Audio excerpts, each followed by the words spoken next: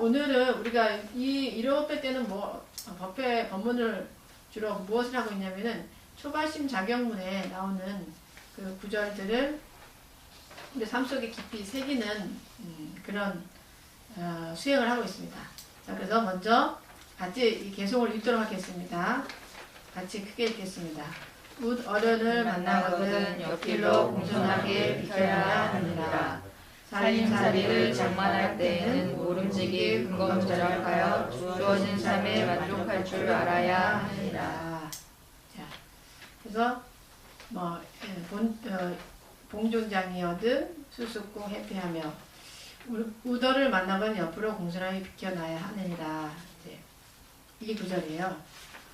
요즘 이렇게 어른을 만났을 때 옆으로 공손하게 비켜나는 사람들이 있습니까? 별로 많지가 않죠. 요즘 사회는. 네.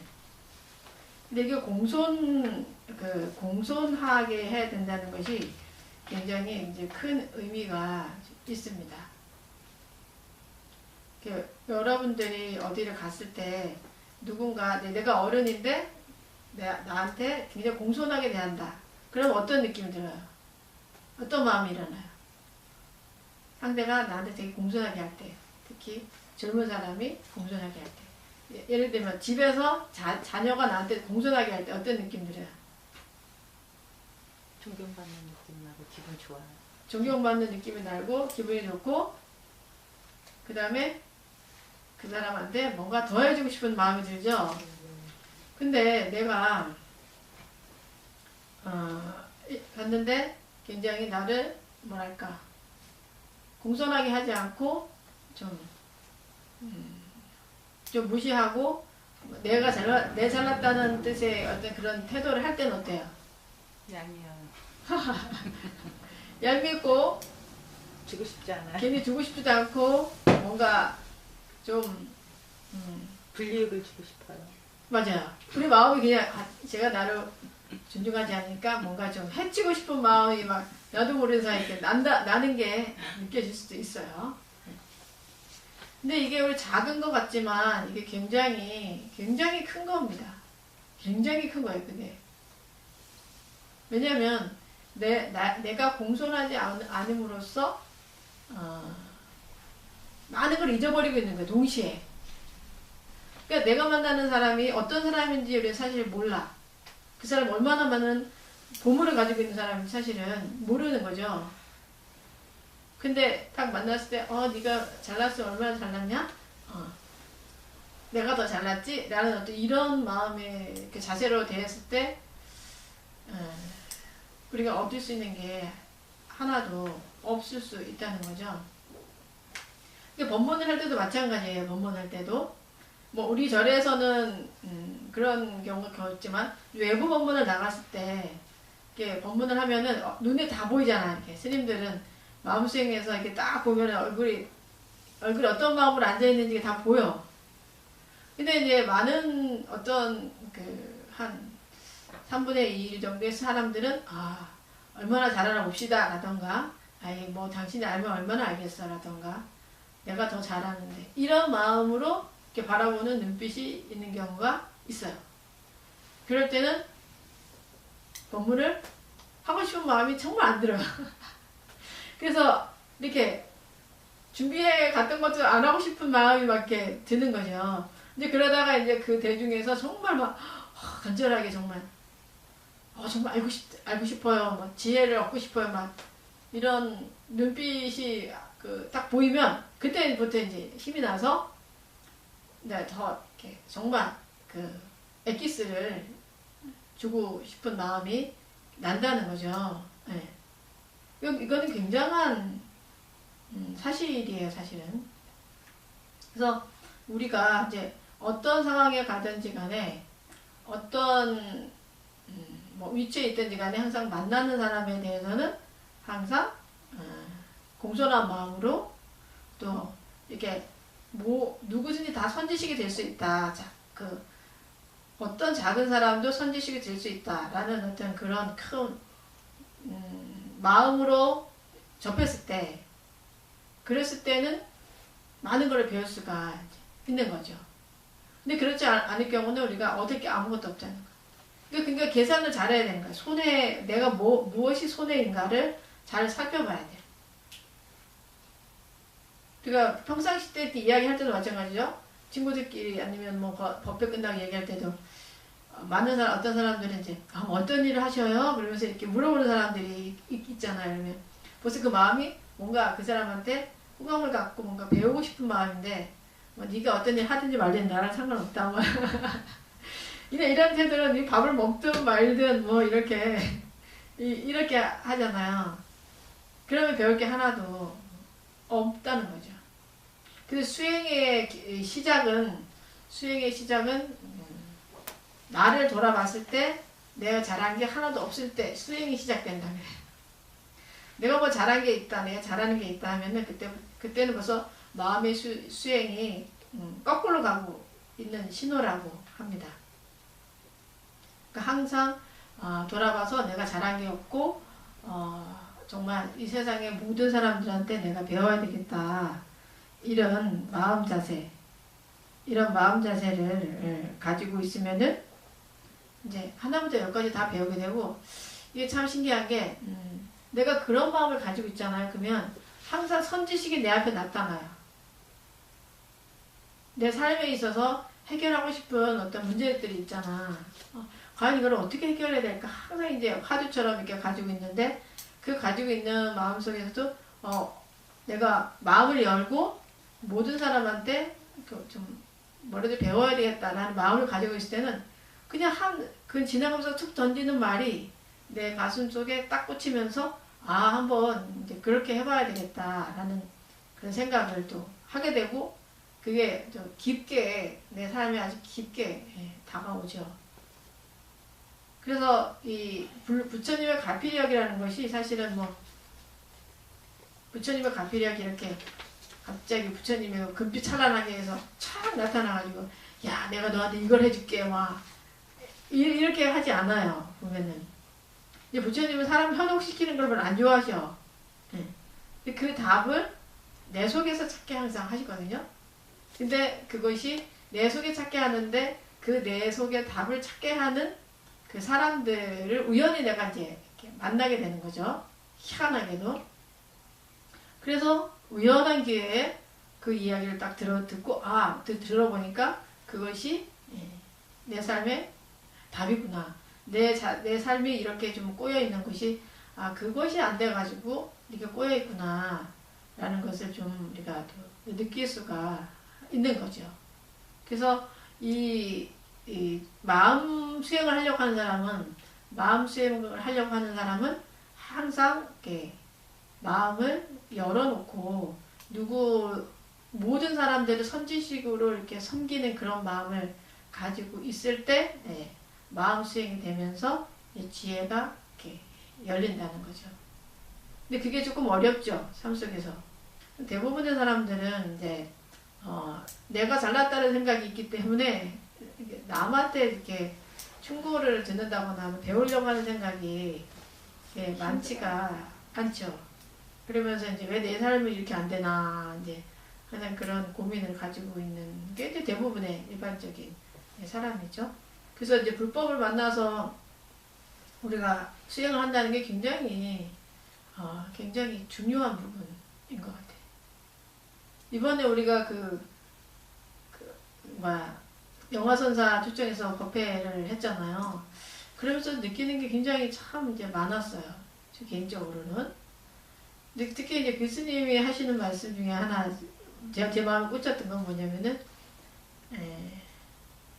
수행이라는 것은, 내 몸을 법을 위해서 희생하는 것이다. 그게 저는 굉장히 꽂혔어요. 수행이라는 게. 그러니까 법을 위해서, 달마, 부처님 법, 진리를 위해서 내 몸을 희생하는 것이다. 라는 그 말이 굉장히 저한테 많이 다가왔는데, 우리가 왜 지혜를 얻고 싶고 진리를 얻고 싶잖아. 근데 그냥 노력하지 않고 그냥 어느 날 나한테 그냥 뚝 떨어져서 내가 좀 그냥 행복하고 지혜로워지기를 바란다는 거지. 그러니까 뭐 결과부자도 해본 분들도 아시겠지만 그리고 모든 수행은 마찬가지예요. 결과문제 수행도 마찬가지고 절하는 것도 마찬가지고 그죠? 뭐 경전 있는 것도 마찬가지. 사실은 힘든 일이에요. 스님들이 뭐 3,000배가 하잖아. 3,000배. 3,000배 하는 것도 사실은 누가 억지로 시켜서 하락하면 다도 못 갈 거야. 근데 내가 의지가 내 마음에서 나와가지고 그거를 하니까 그게 정말 괴롭지만 그거를 참아가면서 하는 거지. 근데 결국은 이렇게 우리가 그 고통 없이 되는 일은 아무것도 없는 것 같아. 이 세계가 사바세계는 고통의 세계거든요. 이 고통이 있을 수밖에 없는 거야. 근데 고통을 피하려고 하면 좋은 일이 안 생겨. 나쁜 일이 자꾸 생겨. 그러니까 쾌락을 즐기려고 하면 좋은 일이 안 생겨요. 나쁜 일이 생기지. 근데 요즘에 일어나는 우리 대한민국 들썩들썩 세계를 들썩들썩하게 하는 그 미투 운동 있잖아요. 미투 운동. 거기 보면 모든 것들이 비롯된 것이 어디서 비롯됐어요? 욕심과 쾌락에서 비롯된 거잖아. 그죠? 근데 그분들이 어떤 순간적인 욕망을 제어하지 못하고 이제 그런 성폭행이나 성추행을 했잖아. 근데 그것이 어떻게 드러나니까 그걸 또 감당이 안 되는 거지. 감당이 안 되니까 뭐 자살을 하는 경우도 있고 그렇잖아요. 결국 우리의 좀 쾌락을 즐기면 쾌락을 어느 정까지의 좀 편안하면 좋지만 그게 지나칠 경우는 결국은 우리를 고통 속에 들어가게 한다는 거예요. 그러니까 고통을 이겨내야지만 행복이 오는 거예요. 근데 고통이라는 것은 굉장히 그래서 좋은 거지. 고통이 다음에 좋은 게 오니까. 그죠? 근데 고통스럽지 않으면 사람이 발전을 못해. 어떻게 하면 좋아, 그게. 고통스럽지 않고 발전할 수 있으면 참 좋겠어요. 결과보다도 그죠? 거사님? 지금 되게 아프시잖아? 최종 거사님. 근데 이게 결과보다도 이게 참아야 되는 거야. 참다 보면 어느 순간에 이게 풀어지는 단계가 이렇게 싹 풀어지는 단계가 오잖아요. 근데 그걸 안 참으면은 계속 할 때마다 계속 이제 아프다는 거지. 근데 고통은 참아야 되고. 근데 스스로를 약간 좀 고통스럽게 하는 게 필요합니다. 우리 삶에. 너무 쾌락하면은 게을러지고 머리가 좀 더 둔해지고 그리고 망상이 많아요. 쾌락만 있는 사람들이. 근데 이번에 저도 이제 수행을 해보니까 이제 결과보자를 하고 있으면 얼마나 어느 정도 있으면 고통스럽잖아요. 그 고통에 집중을 하게 되는 거죠. 고통을 딱 집중을 하다 보니까 망상이 안 들고 생각이 깨끗해지고 머리가 맑아지는 그런 거를 느끼게 됐어요. 근데 이제 제가 그 고통을 벗어났던 방법은 저는 이렇게 했었어. 막 고통스럽잖아. 되게 발이 아프고 고통스럽대. 이렇게 생각했어요. 제가 저의 이 고통으로 고통받는 중생이 다 고통에서 벗어나게 해주라고. 제가 대신 이 고통을 받겠다고. 이런 마음을 계속 보냈거든요. 그렇게 보내다 보니까 어느 날 고통이 없어지더라고요.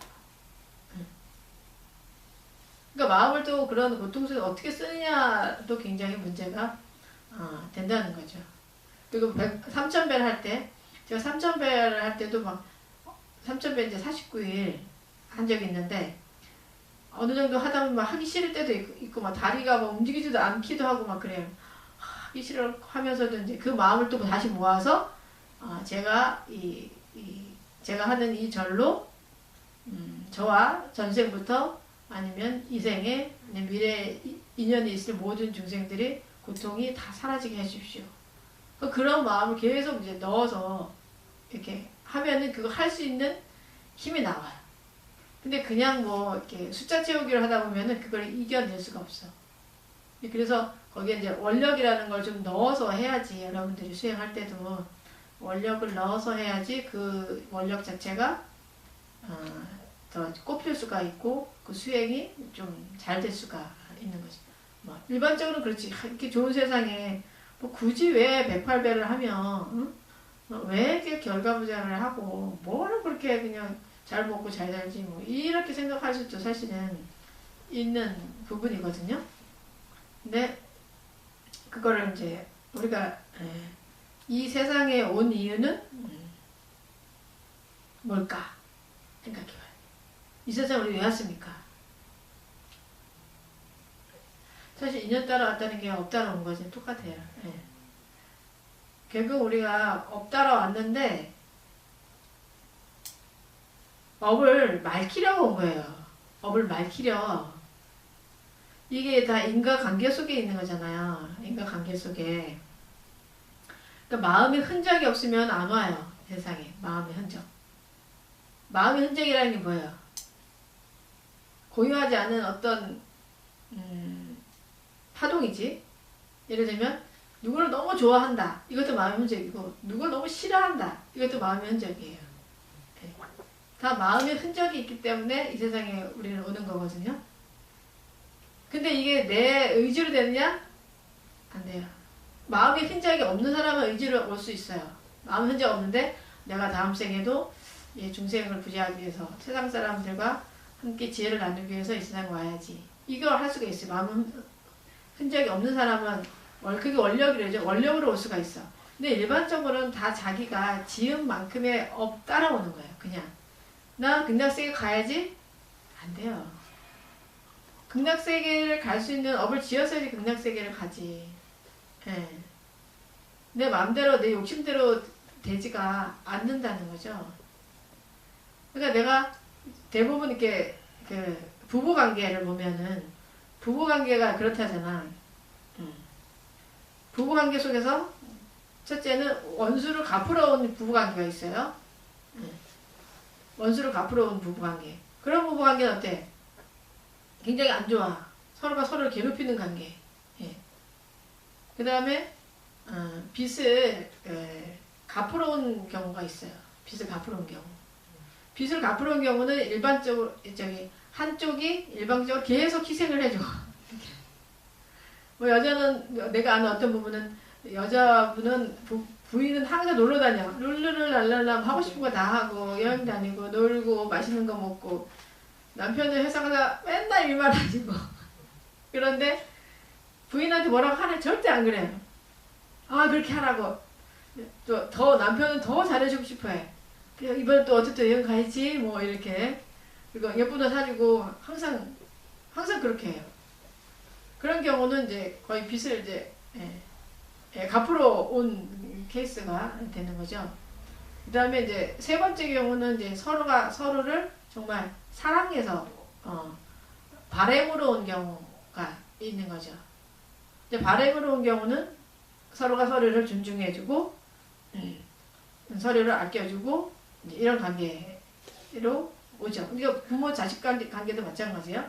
빚을 갚으러 온 자식이 있고 빚을 받으러 온 자식이 있고 예. 정말 부모가 좋아서 내가 다음 생에는 당신의 아들로 태어나겠습니다 해서 온 경우도 있고.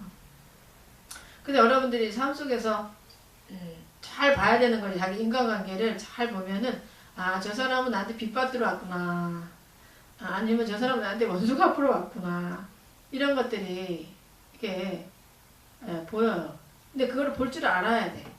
사실 그거를 보면은 그 인과관계를 여러분들이 딱 보면은 마음에 별로 고통이 없어요.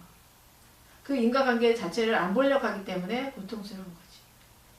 그러니까 자식이 계속 나한테 뭐 달라고만 해. 저건 맨날 달라고만 하고 미워 죽겠네 막 이렇게 막 미워하잖아요 자식을. 그건 그 다음 생에 또 그런 관계로 또 될 가능성이 아주 많은 거죠. 관계 자체가. 그래서 우리 삶을 그렇게 거의 다 업으로 왔기 때문에 그 업노름이에요. 그냥 업노름에서 그냥 이렇게 흘러가는 거야. 그다음 결국 뭘 해야 되냐? 업을 끊어야 되는 거야. 업을. 근데 그 업을 끊으려고 노력. 고통이 따라요. 고통 업을 끊으려고 고통이 따라요. 그 고통 어떤 거야? 날 참아야 돼. 네, 이제 참다가도 이제 그런 인과관계를 알고 노력을 하는데도 너무 힘들고 안 될 때가 있어. 그러면 또 그렇게 되면 또 업이 더 쌓이는 건가요? 풀어지는 건가? 업을 알면서 하려고 노력을 계속 하는데 되게 힘든데 어느 날 또 이제 그렇게 하다가도 막 더 막 이제 부딪히거나 막 이럴 적에는 그 업이 더 이렇게 보태지는 건가 아니면은 업이 소멸이 제가 봤을 때는 그 제자리 걸린 것 같아요. 제자리 걸음이죠. 예, 예. 근데 업을 소멸하는 게 그렇게 쉽지가 않아요. 제가 해보면 업을 소멸할 때는 목숨을 내놔야 돼요. 목숨을 내놔야지만 업이 소멸돼요. 진짜. 내가 죽는다 생각할 정도의 그 정도의 각오를 가지고 해야지 업이 소멸이 돼요. 결국 내가 죽는다는 것은 나를 없앤다는 거잖아. 그죠? 내 상을 없앤다는, 내 아상 자체를 없앤다는. 내 상을 없애야지만 업이 소멸이 돼요. 그렇지 않으면 이게 웬만큼에서는 소멸이 잘 되지가 않아요. 제가 해보면은. 저는 제 개인적으로는 막 진짜 3000배, 40배를 할 때 그때 업종을 많이 소멸했어. 내 자신과의 싸움이잖아. 내 자신과의 막 많은 거 올라오잖아요. 하기 싫은 마음도 올라오고 막 어떨 때 갑자기 지나갔던 누가 나 괴롭혔던 사람도 막 떠오르고 막 그리고 그 사람을 위해서 기도를 해주는 거지. 근데 당신이 나로 인해서 내가 당신을 화나게 해서 정말 참여합니다. 라는 그런 마음을 보내는 거죠. 그렇게 진짜 내 몸을 완전히 완전히 버리고 나는 죽어도 여기서 죽는다. 참여하다가 난 죽겠다. 그 신문에 나면 좋지 뭐. 이런 각오로 했더니 업이 소멸이 되더라고요. 그러니까 어느 순간에 결국 싸움은 나와의 싸움이에요. 상대와의 싸움이 아니라 내 업과의 싸움이야. 내 업과의 싸움이라서 그런 올라오는 그런 어떤 그 나쁜 좀 마음들, 게으른 마음, 이런 화나는 마음 이것을 없애려고 해야 돼. 그러니까 그 사람과의 싸움이 아니라 나와의 싸움인 거야. 그 안 좋은 마음, 화나는 마음은 내 속에 있는 거지 상대한테 있는 게 아니에요. 네, 내 속에 있기 때문에 내가 그 업의 인자를 가지고 있기 때문에 상대를 봤을 때 화가 나는 거지. 그 상대가 나를 화나게 하는 건 아니에요. 그러면 그 업소멸하는 방법은 나를 불태우는 그런 그 방법이 절밖에 없는 건가요?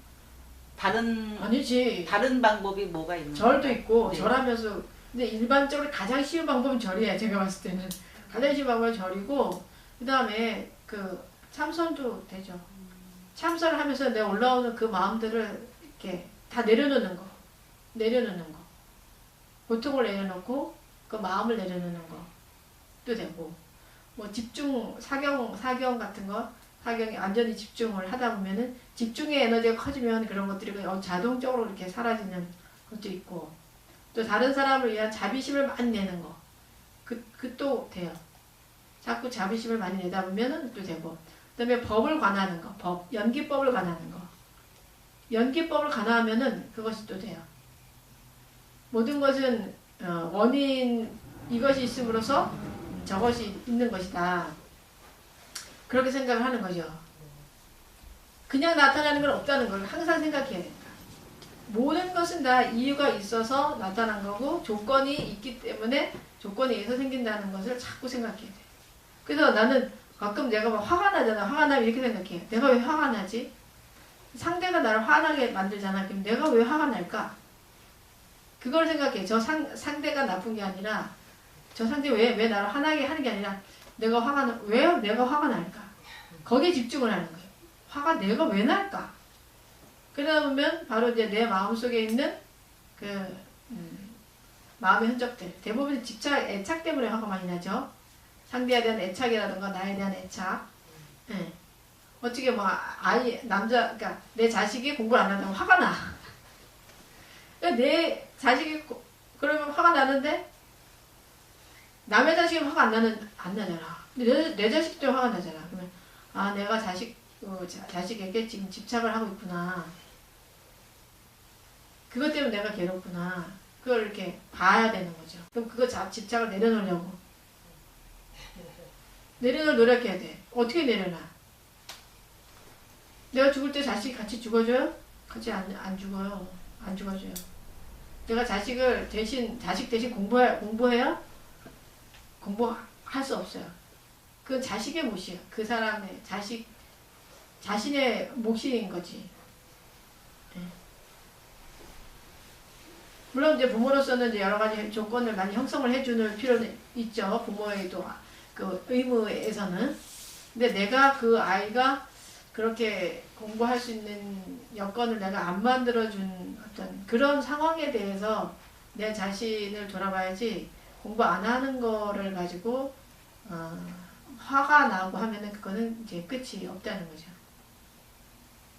그래서 순간순간에 올라오는 나 자신의 감정을 봐야 돼. 근데 많은 사람들이 그걸 보지를 않아요. 그게 기본이에요. 그게 이제 알아차림이라는 거거든. 알아차림. 알아차림이 없으면 그 다음 발전이 없어요. 내가 화가 나는구나. 화를 바라보고 내가 왜 화가 날까 하고 그 화의 원인을 다시 이렇게 살펴보고 그 원인을 없애고 이렇게 해야지만 그것이 될 수가 있는 거죠. 그래서 결국은 우리는 이 세상에 온 것은 아름다운 영혼이 되기 위해서 온 거예요. 네, 아름다운 영혼. 아름다운 영혼을 행복하게 하기 위해서. 그 아름다운 영혼은 어떤 영혼이에요? 우리가 생각할 때 아름다운 영혼이다 하면 어떤 게 아름다운 영혼일까?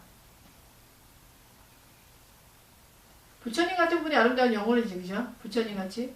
부처님 같이 흔들림이 없는 마음, 있는 모습 그대로 바라보는 그 마음, 있는 모습 그대로 바라보는 거죠. 겨울이 오면 겨울대로, 여름이 오면 여름대로, 겨울에 겨울이구나, 겨울이니까 춥구나, 당연히 받아들여야 되는데 사람들 나 겨울 싫어하는데 왜 겨울이 온 거야? 막 이렇게 짜증내고 화내고, 그쵸? 근데 여름은 또 여름 오면은 여름인데 왜 더운 거야? 나 더운 거 싫어하는데. 우리가 많은 경우가 우리 삶 속에서 우리가 그렇다는 거지. 근데 있는 모습 그대로 그냥 이렇게 받아들이고 그냥 흘러가는 대로 두다 보면은 그냥 우리 인생은 어떻게 해요? 그냥 바람처럼 왔다가 바람처럼 가는 그런 인생이 될 수가 있는 거죠. 근데 바람은 이렇게 애착하지 않잖아요. 이런 거에 바람이 와가지고. 근데 이 세상을 살아가는데 바람처럼 왔다가 바람처럼 갈 수 있게 살 수 있는 어떤 구조나 상황이나 여러 가지 조건이 안 되잖아요. 그렇게 살려면 정말 부처님 같이 살아야지 되는데. 그러니까 그렇게 살려 노력하는 거지. 노력은 하는데. 그렇게 되면 얼마나 좋겠어요. 근데 사고는 이렇게 틀은 우리가 가야 할 방향은 그렇게 둬야 된다는 거죠. 뭐 그리 뭐 애착하고 집착한다고 해서 안 될 일이 되고 될 일이 안 되지는 않아요. 근데 가장 중요한 거는 또 우리가 마음속에 모든 그 일의 근본은 탐진치거든요. 탐진치. 내가 어떤 일을 결과를 가졌을 때, 특히 나쁜 결과를 가졌을 때는 잘 봐야 돼. 내가 왜 이런 힘든 결과를 지금 만났는가. 가만히 보면 거기에 욕심 아니면 성내 머리석음이 꼭 껴있어요. 내가 이것 때문에 이런 것 때문에 지금 그렇구나. 예를 뭐 들면 비트코인 그 문제가 많이 심각하잖아요. 젊은이들 사이에도. 그러면 그거 돈을 많이 잃었어. 돈을 굉장히 많이 잃었어. 그러면 세상을 원망하고 막 이렇게 하면은 해결이 안 돼. 안 돼. 내가 어쩌다가 이렇게 돈을 다 잃었지? 그 어렵게 모은 돈은? 그럼 대부분 거기는 욕심과 어리석음이 있잖아, 그지? 내가 지금 이걸 너무 횡재를 받았구나. 이게 잘 못 될 수도 있는 건 생각 안 하고 잘 될 것만 생각했구나. 이렇게 생각을 하면서 내가 어리석어서 이런 일이 겪었구나. 그러면 어리석지 말아야지. 하고 생각을 하면 그 다음 단계로 나아갈 수가 있지. 근데 많은 사람들이 어리석게 하고 그 비트코인에 내가 막 투자를 하고 해가지고 돈 다 날렸어. 이제 거지가 됐어. 그러면 막 세상을 한탄하고, 그죠? 아무것도 하기 싫어하고 막 어떻게 해야 될지 모르겠다. 그리고 결국은 뭐 자살을 선택한다거나 극단적인 걸 한다는 거예요. 그게 가장 이상적이지 않다는 거지. 근데 그런 사람이 다음 생에 좋게 태어나냐? 아니라는 거지. 거기서 끝나면 좋지. 끝나지가 않는다는 거지. 이 생으로 끝나지가 않는다는 게 이게 가장 큰 문제가 되는 거지. 우리 계속 윤회를 하니까 업에 따라서. 네. 그러니까 확실히 우리가 알아야 된다는 거죠. 어떻게든지 그래서 고통은 극복하라고 오는 거예요. 네. 이 고통은 나한테 극복하라고 오는 거다. 이걸 어떻게 극복할까? 거기 이제 화두처럼 딱 이렇게 몰입을 해가지고 어떻게 극복할까를 잘 우리가 생각하고 또 생각하고 또 생각해야 돼. 근데 그것이 탐진치에 얽힌 것이 아니어야 되는 거죠. 욕심이 아니고 성냄이 아니고 어리석음이 아닌 그것을 근본으로 해서 찾으려고 노력을 해야 됩니다. 그리고 내 몸과 마음이 탐진치가 아닌 맑은 상태가 돼야지 사실은 그런 지혜가 보이죠. 그래서 수행을 하는 거예요. 108배를 하다 보면은 갑자기 내가 여기서부터 잘못된 거구나 이렇게 또 이렇게 알아지기도 하고 또 경전을 읽다 보면 이걸 내가 이렇게 해야지 해결이 되겠구나 라는 또 확신이 또 들기도 하고 이렇게 된다는 거죠. 그래서 이제 우리가 오늘 그 구절 어를 만나건 옆길로 공손하게 비켜나야 하느니라. 이제 이것을 이야기하면서 항상 배우려고 하는 마음 자세, 항상 빈 마음으로 공손하게 어느 곳에 가든지 간에 항상 공손한 자세가 내 삶을 좀 더 빛나게 또 지혜를 얻게 할 수 있다라는 것을 생각해 봤습니다. 자, 그 다음에 도구를 살림살이를 장만할 때는 모름지기 궁검전력하여 주어진 삶에 만족할 줄 알아야 합니다. 자, 도구를 마련한다고 여기 이제 판도구라 있잖아요. 판도구. 여기서 이제 도구라는 것은 이제 무엇을 의미하냐면은 돌을 닦는 데 필요한 기구라는 의미예요. 돌을 닦는 데 필요한 게 뭐가 있습니까? 모든 것이 다 돌을 닦는 데 필요하죠. 뭐 스님들을 예를 들면은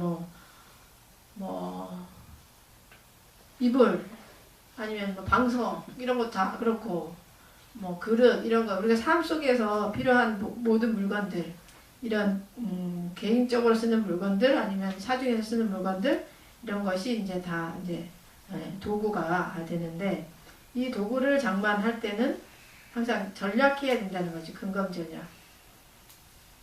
사치한 것을 하지 말고 항상 좀 검략하게 좀 해야지 되는데 이 스님들이 요즘은 많이 안 그런데 이제 제가 출가했을 때만 해도 출가를 하면은 스님들한테 새 옷을 주지 않았어요. 행자가 되면 항상 헌 옷만 줬어. 그래가지고 막 구멍 나고 막 이러면 이제 그 구멍을 이제 이렇게 바느질 해가지고 다시 꼬매가지고 입고 막 이렇게 했는데 그게 왜냐면 복을 감으면 안 된다는 거야.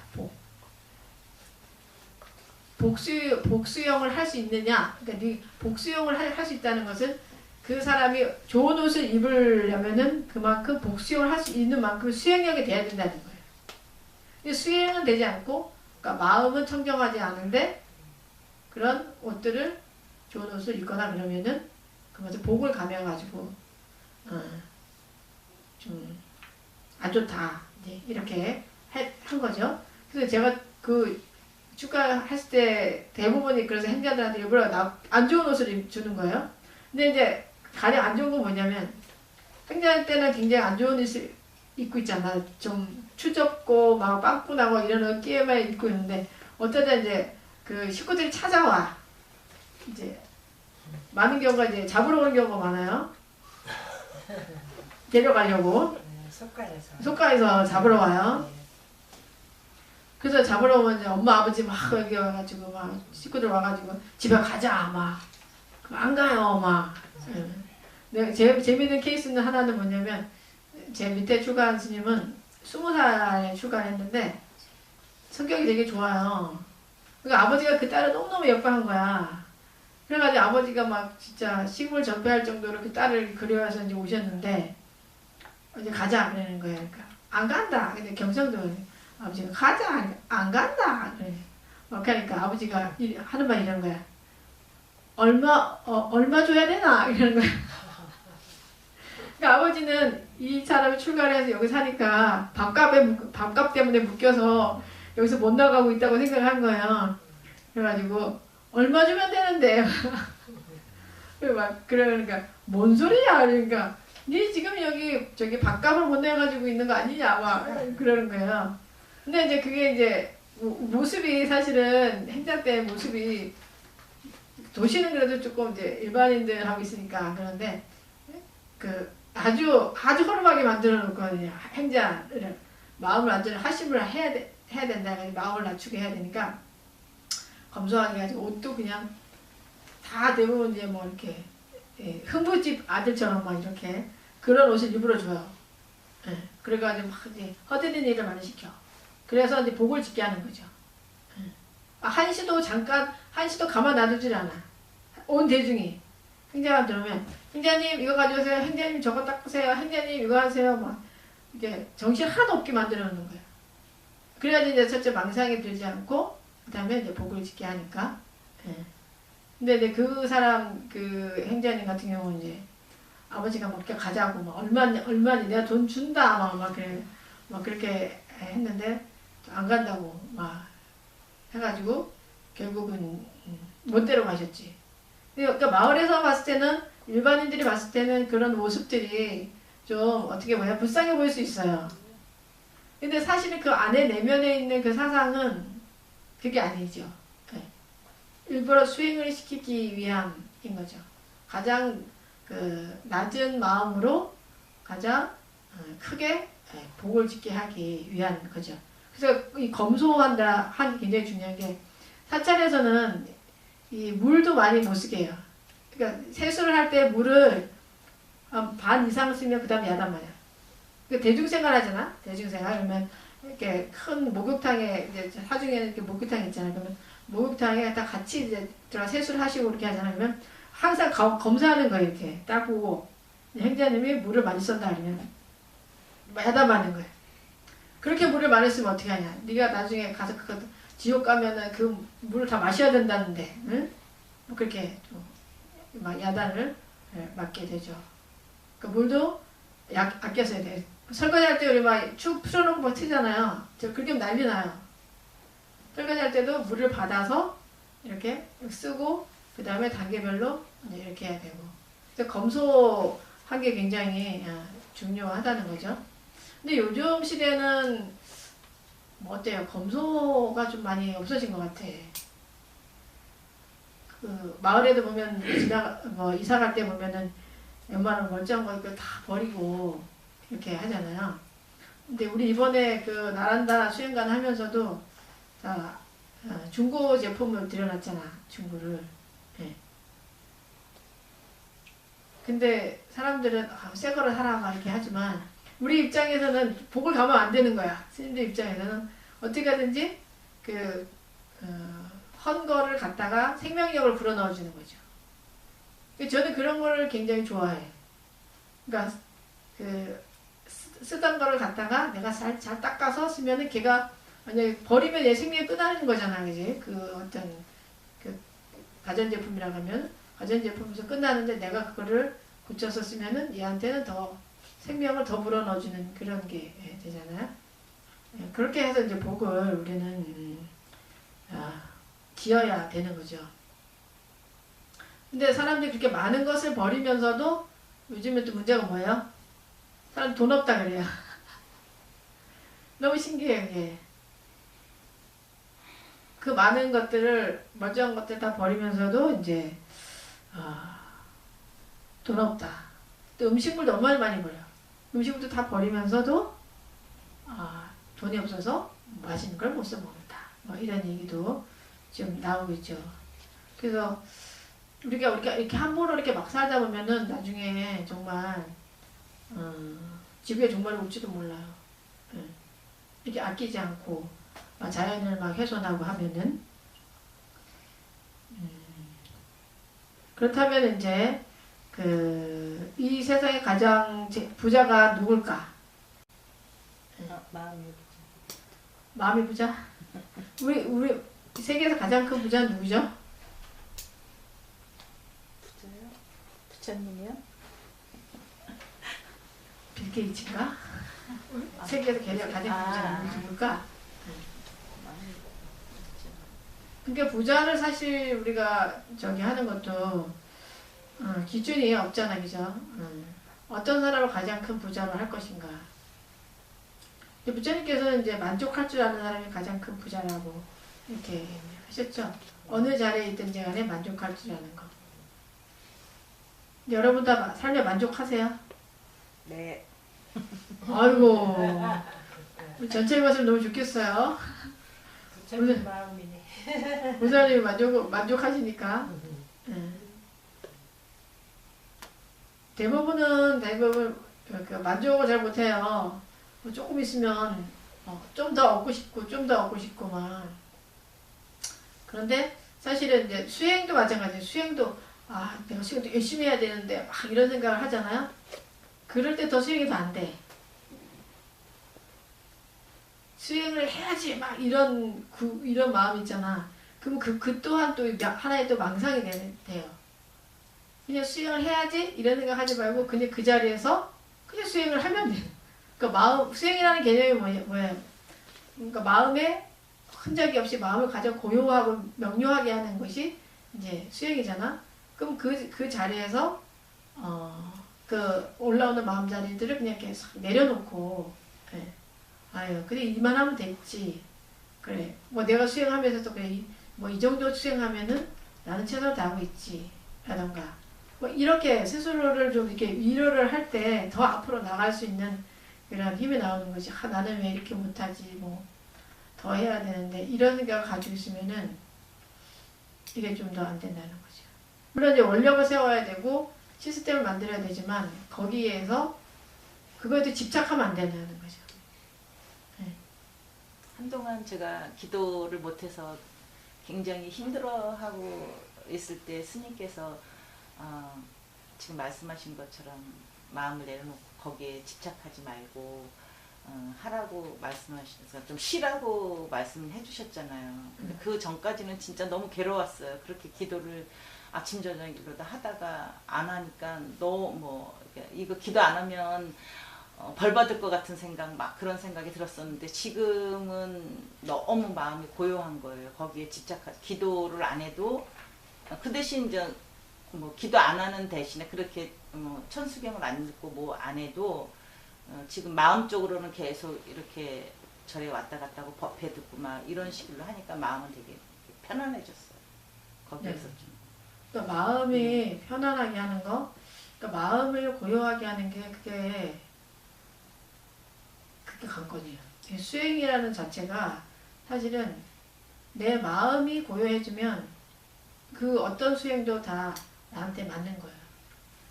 근데 그 수행을 통해서 마음이 시끄러워진다? 그러면 그 수행은 뭔가 좀 잘못되고 있는 거가 되죠. 네.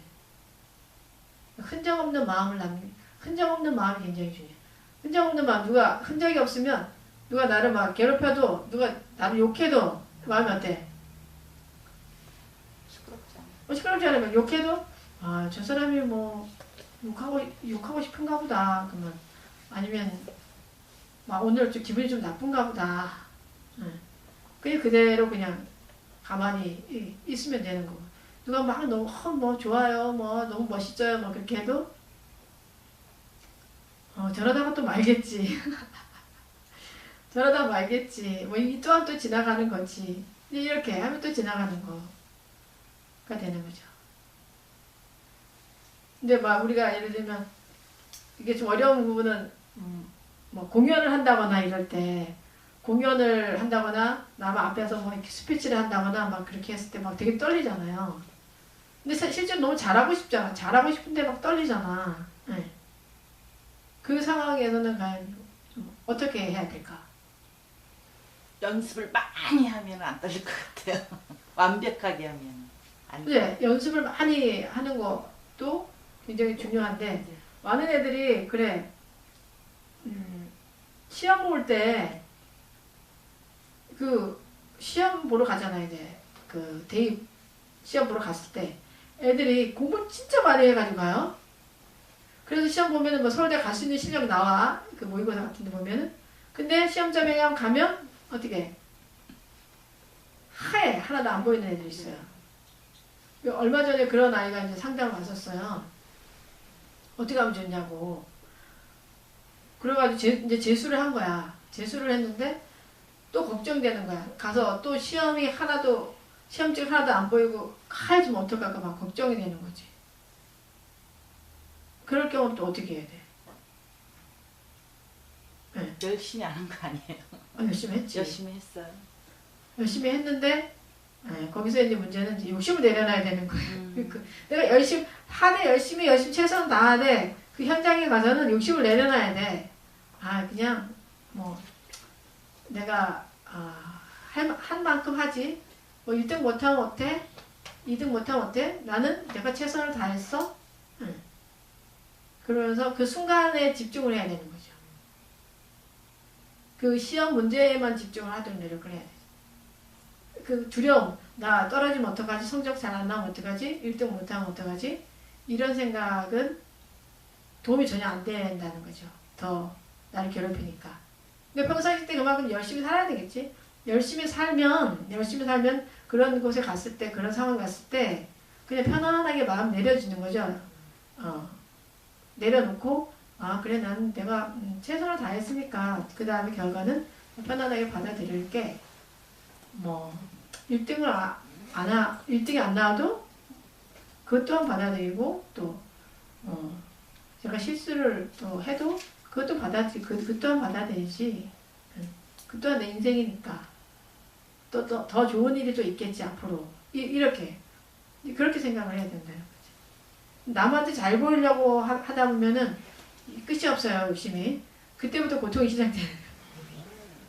그게 이제 아상인 거야. 아상. 그러니까 아상을 내려놓으면 모든 게 해결된다 하는 거죠. 근데 우리가 아상에서 벗어나기는 굉장히 힘들어요. 네. 근데 그게 아상이라는 것만 알고 있어도 거기서 벗어날 수가 사실은 있어요. 내가 잘하려고 하는 생각, 남한테 잘 보이려고 하는 생각이 아상이고 이것이 내 고통의 근원이 되는구나 라는 생각. 그것을 이제 내려놓으려고 자꾸 이렇게 노력을 해야 되죠. 그러니까 부부관계나 아니면 부모 자식 간의 관계도 똑같아. 다 아상의 문제예요. 자식이 왜 나한테 잘 알려주지? 자식이 나를 왜 존중하지 않지? 뭐 이런 마음들. 그것도 나라는 존재가 있기 때문에 난 존중받아야 된다는 이런 어떤 생각이 있으니까 반대적으로 사람들의 상대가 그렇게 할 때 마음이 더 이제 괴로워지는 거죠. 근데 그거 자체 자꾸 내려놓으려고 해야 돼. 근본적으로는. 물론 다 복합적인 문제가 다 있을 수 있지만은 나를 내려놓고 가장 낮은 자리로 내려놓으려고 할 때 그때 모든 것이 다 이루어져요. 그때 사람들이 나를 가장 편안하게 생각하는 거예요. 여러분들이 만약에 어떤 스님 만났을 때 그 스님이 항상 강요를 하는 거야. 당신 나한테 절해야지. 왜 절 안 해? 이렇게. 이런 사람과 뭐 절을 하든 말든 그냥 편안하게 나 밥 먹고 자 즐겁게 법문 듣고 가세요. 이런 두 번의 스님이 있을 때 어느 스님이 더 좋아요? 두 번째가 더 좋지, 그죠? 나를 편안하게 해주시는 분이 좋잖아. 그럼 뭔가 가서 뭔가 더 듣고 싶고 함께 하고 싶은 마음이 있지만 나 상을 세우고 막 스님이라는 상을 세우고 아니 마냐 제가자가 이래야지 저래야지 스님 만났으면 삼배를 해야지 라던가 뭐 이런 걸 만약 강요를 한다. 상을 내세운다. 그 불편하다는 거예요. 가까이 가고 싶지 않다는 거예요. 그러니까 우리 주변의 사람들도 많이 내 주변의 사람들도 이제 그럴 가능성이 많다는 거죠. 그러니까 나를 이렇게 내려놓으려고 노력을 하고 또 뭐 좀 못하면 어때 이렇게 항상 생각해야지. 뭐 못하면 못하는 자체로 난데 항상 내가 꼭 잘해야 되는 건 아니잖아. 나란 사람이 항상 잘나야 되는 건 아니지. 그 못했으면 그냥 못한 대로 못한 것도 인정하고 그 모습 그대로 받아들이고 또 다음에 더 잘하려고 노력하고. 그러니까 어떤 모습이든지 간에 자기를 수용하는 자세, 그 모습이 굉장히 이제 필요하고요. 그것 또한 또 자식들한테, 자녀들한테도 사실은 굉장히 그게 다 교훈이 되는 거죠. 실패를 했을 때, 부모도 실패를 할 수도 있잖아. 실패했을 때, 괜찮아. 뭔가 좀 모자라서 실패를 했나 봐. 좀 더 열심히 해봐야지, 뭐. 이렇게 하는 부모하고, 한 번 실패했다고 막 괴로워가지고 다 맨날 술 먹고, 내가 이거 실패를 하다니, 이 나쁜 세상, 뭐 나쁜, 뭐, 친구도 욕도 하고 막 이렇게 하잖아요. 그러면 자식들 똑같이 배울 수밖에 없어요. 그거를 극복해내는 그 힘 자체가 없는 거지. 그러니까 부모로서 어떤 것을 보이느냐가 굉장히 중요합니다.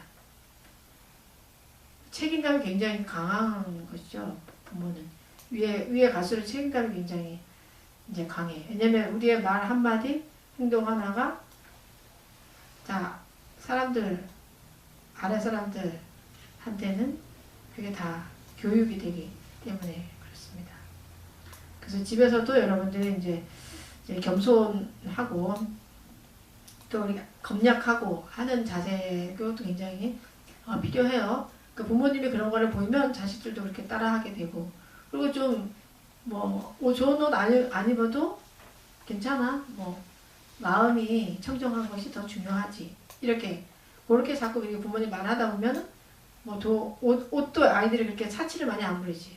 부모가 옷에 집중하고 겉모습에 집중을 너무 하다 보면 애들도 그게 맞다고 생각해서 또 그 겉모습에 집중하는 그런 사람이 될 수밖에 없습니다. 자, 아시겠죠? 네. 자, 오늘 그래서 여러분들 이 법회하면서 오늘 내가 가장 내 마음속에 와닿는 것이 무엇인가 한번 좀 생각을 해보시면 좋겠습니다. 자, 우리 거사님은 오늘 법문 중에서 어떤 게 가장 가슴에 와닿았습니까? 네. 마음의 흔적. 마음의 흔적. 가슴이 확실히 수준이 높으셔요. 마음의 흔적을 알아듣다니. 우리 신명수 보살님은? 업력이요. 업력? 맞아요. 업으로 인해서 얽힌. 우리는 업으로 왔어요. 네. 그래서 너무 업으로 인해서 그러니까 경험을 좀 여러 가지로다가 겪어서 업에 대해서 많이 생각을 하게 하는 거죠. 네. 근데 그 안 좋은 업도 굉장히 좋은 거예요. 힘들어요. 힘들지만 그거를 극복하면 아주 좋은 게 생깁니다. 영혼이 맑아지는 거예요. 우리 최정원 과사님은? 집착하지 않는 삶. 예. 집착하지 않는 삶. 우리 보사님 오래 모르셨네. 고통이요. 고통. 네. 고통을 이겨야 한다. 전철 과사님은요? 선생님 오늘 제가 좀 늦어서 죄송하고요. 괜찮아요. 저도 그전에 고통이라는 거에 대해서 좀 생각을 못했던 것 같습니다. 제가 저번에 봤을 때도 이 중도라는 것도 고통이 없이 중도가 없다라는 얘기가 굉장히 와 닿았었고요. 또 오늘 또 스님이 말씀하시는 그 고통도 되게 중요하다고 생각이 들면서 이 고통에 대해서 좀 생각을 좀 해봐야 되겠다는 생각을 오늘 좀 하게 됐습니다. 멋집니다. 우리 보사님은? 그러나요. 이 세상에 사는 게 다 고고 순간순간 고통도 오고 그렇죠. 근데 이제 그 마음을 순간순간 버리는 것도 굉장히 중요하다고 제 자신은 그렇게 좀 생각하고 스님 법문이 감사합니다. 네. 자, 우리 수연이 엄마는? 저도 좀 더 집착을 내려놓고 아름다운 사람 되잖아요. 부처님 같이 살자. 네. 자, 아름다운 영혼. 아름다운 영혼은 사실 흔적이 없는 마음에 흔적이 없는 그런 고요함을 유지를 한다면 아름다운 영혼이 됩니다. 우리 수연이는? 수연이 이런 거 처음으로 참석했는데 뭐 도움이 되는 말이 있었니? 뭐가 도움이 됐니? 욕심을 내려놓고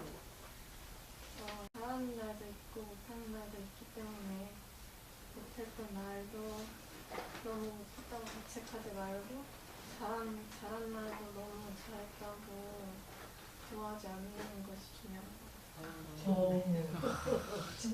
루시언이 복을 많이 받았다 오늘. 지금 저 어린 나이에 그 마음을 가지고 있으면 언제든지 마음을 고요하게 유지할 수가 있단다. 그러니까 항상 중요한 건 우리가 생각해야 되는 게 어디다가 이제 가치를 두느냐의 문제인데 내 마음의 고요함 이걸 유지하는 거 거기에 항상 가치를 줄 때 우리는 인생을 성공하게 돼. 뭐 너무 행복하려고 뭐 즐거우려고 그렇게 할 필요가 없어. 내 마음이 고요하면 그 자리가 벌써 내 인생은 성공이야. 내가 뭐 좀 못했더라도 마음이 고요하게 아유 이번에 내가 몸 컨디션이 좀 안 좋아서 이렇게 좀 못했구나. 또 다른 사람이 나 대신 1등을 하니까 그 사람이 행복하니까 좋겠네. 이렇게 그 상황에 따라서 어떻든지 간에 내 마음이 고요하게 마음을 그냥 쓰면 되는 거지. 그 사실이 어떻든 간에 중요한 거는 없어. 그냥 중요한 건 내 마음이 고요해지는 게 그게 제일 중요한 거지. 그러니까 긍정적으로 그냥 생각하는 야, 그러니까 내가 항상 1등 했는데 2등 했다. 네. 그럼 속상하잖아. 대부분 속상하지. 근데 그렇게 하더라도 속상하고 있으면 나만 손해인 거야. 그지? 나만 손해니까 내가 왜 이번에는 1등 못했을까? 한번 내가 어디서 실수를 했는지 한번 살펴봐야지. 그런 생각 하고 아니면 내가 좀 이번에 컨디션이 좀 안 좋았나? 아니면 내가 연습이 부족했나? 막 이렇게 볼 수도 있고 그걸 다 했는데도 나는 완벽했었어. 그러면 저 듣는 사람이 오늘은 좀 취향이 내 취향이 아니라 저쪽 아이 취향이었나 보다. 그렇게 하면서 그 아이가 이번에 1등을 했으니까 행복하겠다. 너가 좀 행복해서 나도 행복하다. 이렇게. 네. 근데 항상 경쟁을 하다 보면은 그게 사람들을 미워하게 돼요. 1등한 사람, 그지? 내가 2등 했는데 1등을 하니 막 얄밉고 믿고 막 그러지. 그러면 안 되는. 그럼 내가 사실 좀 모자란 사람이 되는 거죠. 그래서 항상 마음을 고요하게 어떤 수단과 방법을 가리지 말고 마음을 고요하게 하려고 노력하는 거. 그 연습을 계속 하다 보면은 여러분이 정말 나중에 죽는 순간 그 순간이 왔을 때도 그렇게 고요한 경지로 들어갈 수가 있어. 어떻게 보면 우리가 삶 자체가 그런 것 같아.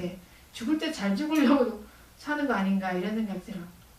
죽을 때 막 괴로워하지 않고 그냥 그 삶을 있는 모습 그대로 그냥 수용하고 그 고요한 상태로 이렇게 죽음이라는 그 친구를 만났을 때 그냥 친구야 반갑구나 하고서 그걸 그대로 이렇게 받아들이기 위해서 이렇게 수행하는 거 아닌가, 그러기 위해서 사는 게 아닌가 그런 생각이 사실은 들어요.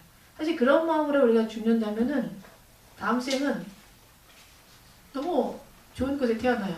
마음이 흔적이 없는 상태이기 때문에 극락세계도 갈 수가 있고 내 원력으로 또 좋은 부모를 만날 수도 있고 또 그런 거죠.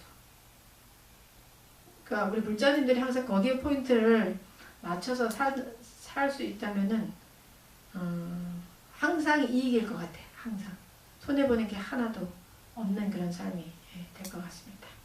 자, 오늘 여기서 본문을 마치도록 하겠습니다.